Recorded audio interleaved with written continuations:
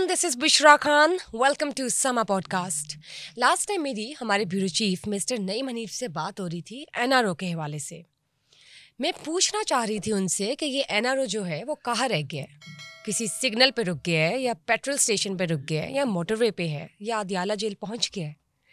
फिर इसके अलावा मैं एक और चीज़ भी पूछना चाहती हूँ. आज अभी जो हमारी टैलेंटेड क्रिकेट टीम ऑस्ट्रेलिया पहुंची है, उनका इर्द गिर्द का माहौल देख के कुछ अजीब सा महसूस होता है. इतनी मिसमैनेजमेंट मैंने आज तक नहीं देखी. जैसे अगर हम बात करते हैं हमारे मैनेजर की, मिस्टर नवीद अकरम चीमा की, लगता है उनसे मैनेजमेंट संभाली नहीं जा रही, क्रिकेट टीम संभाली नहीं जा रही. उनको इतना उनके साथ मिसमैनेजमेंट, इतना मिसबिहेव. मतलब बस्ते खुद उठाए हुए हैं, हैंडबैग्स खुद कैरी किए हुए, कोई प्रोटोकॉल होती है, कोई असिस्टेंस होती है, कोई बंदा मेंटल पीस के साथ आराम से जाता है किसी दूसरे मुल्क, किसी दूसरे शहर. ये तो दूसरा मुल्क है, कहाँ ऑस्ट्रेलिया, कहाँ पाकिस्तान.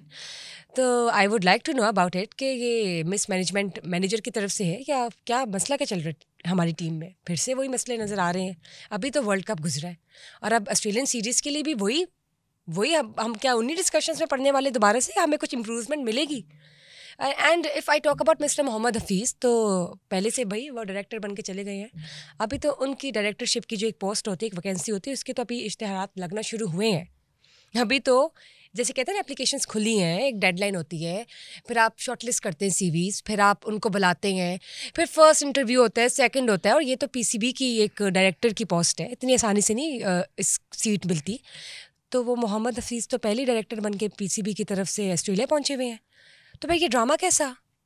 कौन सी सीट, किस वैकेंसी, किस पोजीशन को आप ढूंढ रहे हैं, या आप शो क्यों कर रहे हैं कि आपको डायरेक्टर की ज़रूरत है, जब पहले ही आपने सारे मामला तय कर लिए हैं. तो फिर ये ड्रामा कैसा, मुझे बताएं, ये ड्रामा कैसा फिर जी. तो मुझे बताइए मिस्टर नईम हनीफ, तीनों चीज़ें बहुत इंपॉर्टेंट हैं. चले फिर हम एनआरओ पे बात कर लेते हैं कि ये अदियाला जेल पहुंचा है या मोटरवे पे रह गया. देखिए, एनआरओ जो है वो पहले मैं आपको याद दिलवा दूं कि हमारी बड़ी शॉर्ट मेमोरी है. आपको याद होंगे वो जलसे, वो तकरीरें, वो कंटेनर, वो जो है लॉन्ग मार्च के एनआरओ नहीं दूंगा मेरे पाकिस्तानियों, एनआरओ नहीं दूंगा मैं. Very nice. मैं एनआरओ नहीं लूंगा. मैं बताऊं, एक बात है कि चेयरमैन पीटीआई की दुआओं में बड़ा असर है. मुझे आज उनकी दुआएं याद आ रही हैं. आपको याद है जब उन्होंने साइफर लहराया और साथ दुआ की, या अल्लाह मैं दुआ करता हूँ ये मेरे खिलाफ अदम एतमाद की तहरीक लेके आए, या अल्लाह मेरी दुआ है. अल्लाह ताला ने दुआ कबूल कर ली. आपको याद है ना बुशरा? नहीं, मुझे याद है, मुझे तो वो फ्लैशबैक हुआ है. हाँ जी, हाँ. सुबह का नाश्ता क्या किया था, याद है आपको? नहीं, नाश्ता तो आज बड़े मजे का किया था मैंने, मेरी टीम ने. अच्छा, वेरी गुड. मैं जो है ना बड़ा इस बात से हैरान होता हूँ कि इंसान को जो है इक़्तिदार मिल जाए, अख्तियार मिल जाए, पावर मिल जाए, तो इंसान को बतौर इंसान अपनी औकात नहीं भूलनी चाहिए.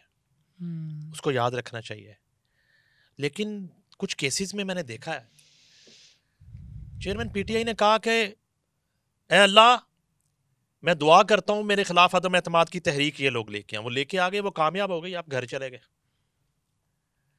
ए अल्लाह मैं ये कहता हूँ एक दफा मुझे जेल में डाल दें, फिर देखें क्या होता है. अल्लाह ने वो दुआ भी कबूल भाई डाल दिए. अल्लाह ने वो दुआ भी कबूल कर ली. वजीफे भी उलट पड़ गए, तावीज़ धागे भी उलट पड़ गए.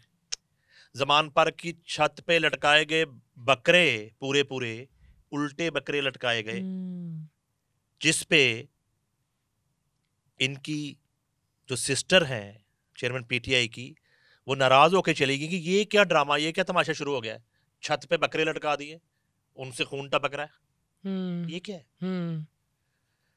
वो बकरे भी धोखा दे के चले गए. बुशरा बीबी का कोई नुस्खा तो नहीं था? ये नहीं पता मुझे, मैं उनको चूंकि इतना जानता नहीं हूँ. मुझे तो इतना पता है कि वो बुशरा मानिका थी. मुझे तो सिर्फ इस हवाले से पता है. मैं शहवार और दानिश से बाहर नहीं निकल पा रहा. खावर मानिका भी कहाँ बैठे हुए हैं शहवार बन के. मैं वहीं पे फंसा हुआ हूँ. मैं उससे निकल नहीं पाया. किस तरह से आप ने इद्दत में निकाह कर लिया, आपने अपने जवान बच्चे छोड़ दिए, अपना शोहर छोड़ दिया, इतनी जल्दबाजी क्या थी? और उसके बाद आपने ये कहा मुझे ख्वाब आया, और ख्वाब में मैं तो नौज़ुबिल्लाह जिक्र भी नहीं कर सकता इससे तुम्हें पता नहीं लोगों को कितने ख्वाब आते हैं दिन ब कि दिन, वो भी ऐसे करना शुरू कर दें। मैं आपसे शादी कर लूं या आप मेरे खानदान में शादी कर लें। ख्वाब देखा मैंने, खान साहब, या आप मुझसे शादी कर लें या मेरे खानदान में शादी कर लें तो आप प्राइम मिनिस्टर बन जाएंगे। अब बात बार बार वहां निकल जाती है। तो एक ख्वाब ने एक प्ले बॉय को, जो कुछ अरसा पहले तक बबांगे दोहल एतराफ करते थे कि मैं तो प्ले बॉय हूं, फिर अगर प्ले बॉय की बात करेंगे तो डील हुई ना, फिर तो ये शादी तो ना हुई। फिर सीता वाइट का नाम भी मेरे ज़हन में आता है, फिर मुझे टेरियन भी याद आती है, फिर मुझे जीनत अमान भी याद आती है, फिर मुझे रेखा भी याद आती है। और कुछ तो वो होंगी जिनका हमें पता ही नहीं है। मुझे इनकी वजह से नहीं याद आती, मुझे खुद याद आती हैं। आप बात को उधर ना लेके जाओ बार बार, मुझे खुद याद आती हैं। अब आपने ना इमरान खान को जेल में भी याद करवा दी सारी। देखिए, आप उनका नाम ले रही हैं, मैं तो उनका नाम भी नहीं लेता। वो एक है ना, किस किस को प्यार करूं, हाँ, किस किस से शादी करूं।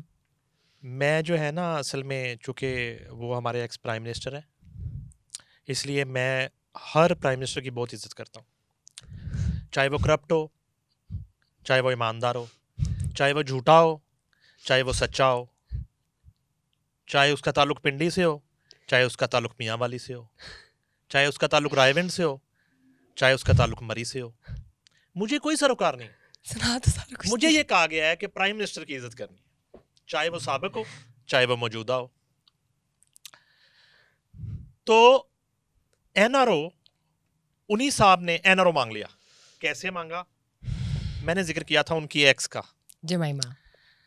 जमायमा ने, और जमायमा के भाई ने बाकायदा उनके लिए एक फर्म हायर की है जो उनकी लॉबिंग कर रही है पूरी दुनिया में।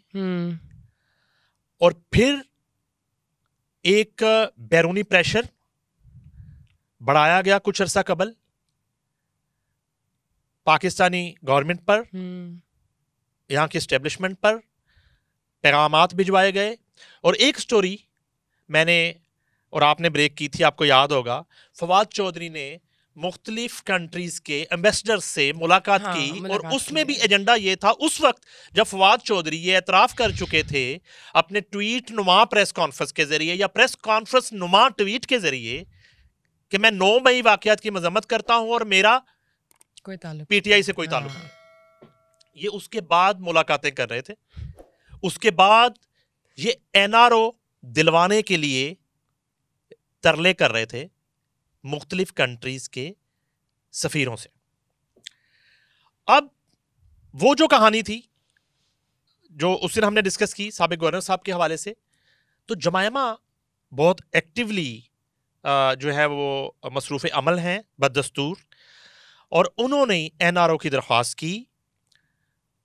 एक पीटीआई के हलकों से और अडयाला के गिरदोनवा से ये एक अफवाह फैलाई गई कि शायद कुछ लचक पैदा होना शुरू हुई है चेयरमैन पीटीआई के हवाले से, और शायद उन्हें एनआरओ दे दिया जाएगा और वो इस शर्त पे कि वो बैरून मुल्क चले जाएंगे, 4 से 5 साल वहाँ गुजारेंगे, अपनी ज़ुबान बंदी रखेंगे और यहाँ किसी किस्म की इंटरफेरेंस नहीं करेंगे। ये तमाम तर एक एग्रीमेंट जिसको कहते हैं, एमओयू कहते हैं, उसके तहत ये एनआरओ दिया जा रहा है। मगर मेरी अब इतला ये है कि एनआरओ पे क्रॉस लगा दिया गया, कैंसिल हो गया, मतलब नहीं हो रहा, वो प्रोजेक्ट ही खत्म कर दिया इस मुल्क से फिलहाल। जो एनआरओ वाला स्टोर है ना, यूटिलिटी स्टोर जहाँ से मिलता है एनआरओ, उन्होंने वो बंद कर दिया, बंद ही कर दी, शटर फेंक दिया, सप्लाई बंद हो गई भाई, एनआरओ की सप्लाई बंद। उसने कहा समझ गए, बच्चों का खुश्क दूध है, उसने कहा नहीं वो बंद कर दिया, खुश्क दूध बच्चों को नहीं देना, गाय का दूध देना। वो स्टोर से वो प्रोडक्ट उठा दिया